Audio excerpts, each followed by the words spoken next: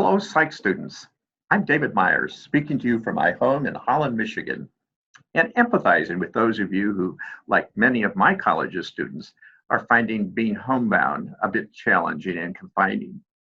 I'm also feeling for your instructors, especially those who've had to, on the fly, shift from teaching you face to face to connecting with you from a distance. In the next few minutes, I'll suggest how human behavior under the pandemic illustrates social psychology writ large, operating on a very large stage. We'll look at our human need to belong, at what leads some people to fear this pandemic too much, others too little, and at social behaviors under conditions of threat.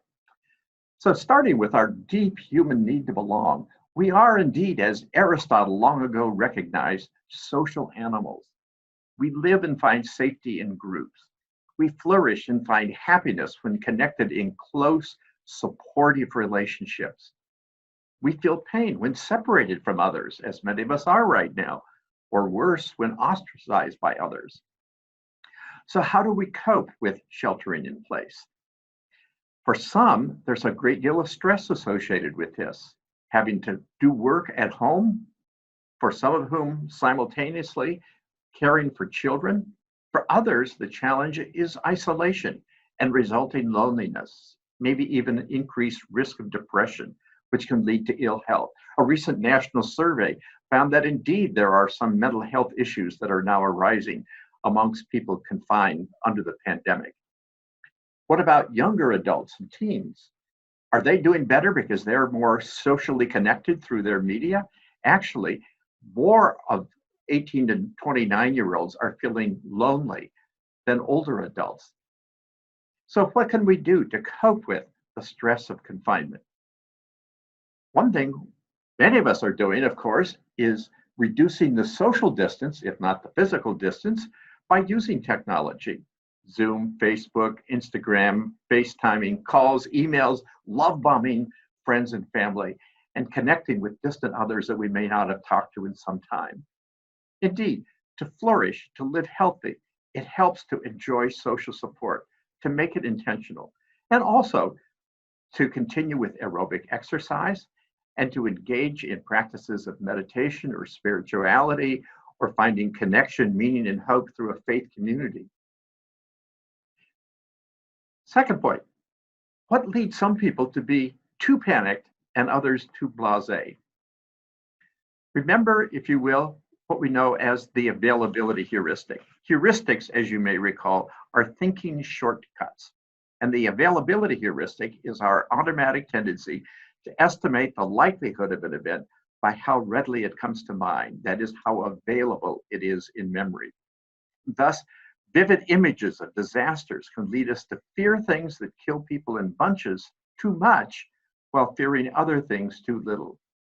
So many people, for example, are afraid of flying in airlines because of their images of air crashes, but they're not afraid of driving in a car.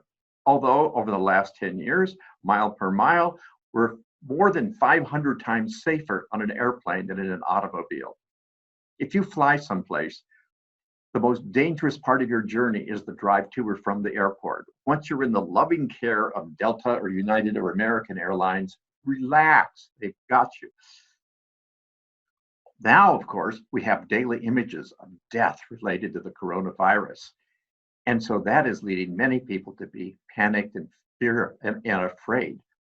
And it is a fearsome disease. It's going to claim, according to the latest estimates, even with our efforts at mitigation, twice as many Americans, for example, as are killed by seasonal flu. But many people aren't twice as afraid. They're 20 times or 50 times as afraid because of the availability heuristic.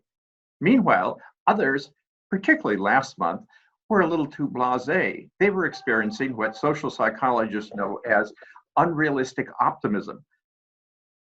We are natural positive thinkers. We tend to be naturally optimistic. College students, for example, are more likely than their classmates to think that they are destined for a good job and a good salary, less likely to get fired, develop a drinking problem, to have an early heart attack, Smokers see themselves as less vulnerable to smoking-related illnesses and better able to quit than do other smokers. Newlyweds, almost all think there's very little chance that they will get divorced.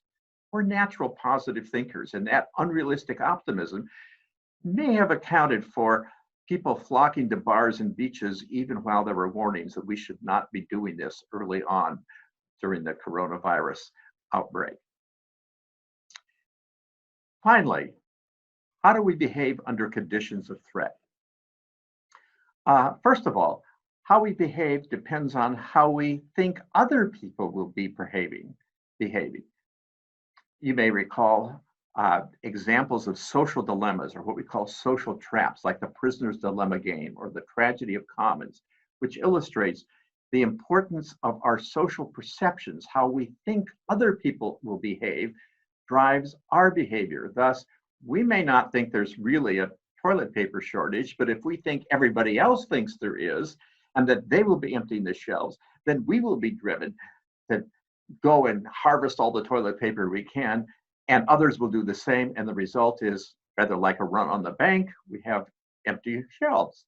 But there's a good side to social behavior under conditions of threat.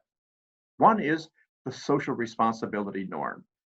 We have an expectation, a norm, that we should help others who, for no fault of their own, are experiencing need.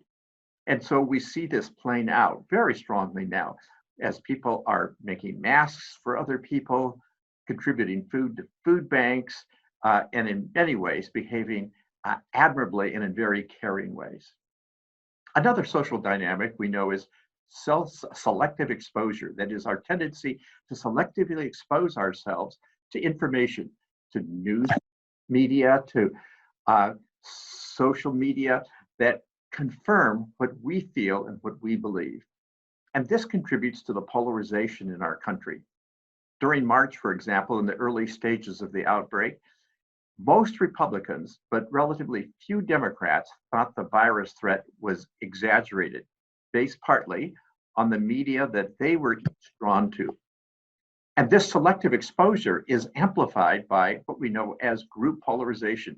What happens with group polarization is like-minded people tend to come together and to share attitudes and ideas with other like-minded people, and through that process become more extreme in their views.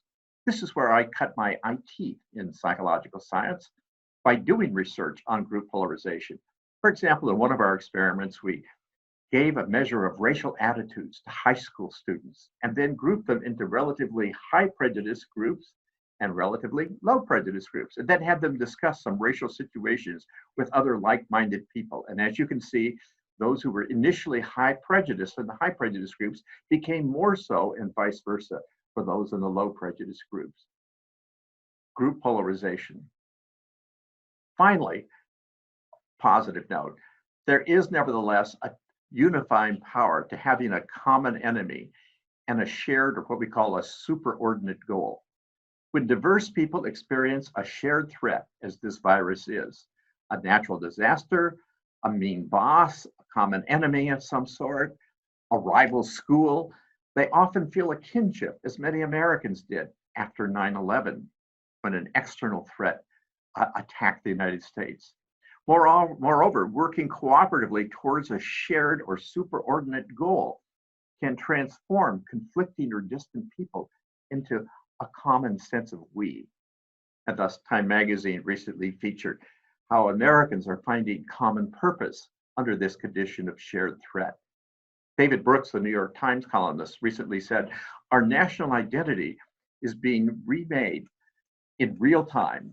What had once seemed a bitter and divided society now seems more like a nation of people finding creative ways to show up for one another."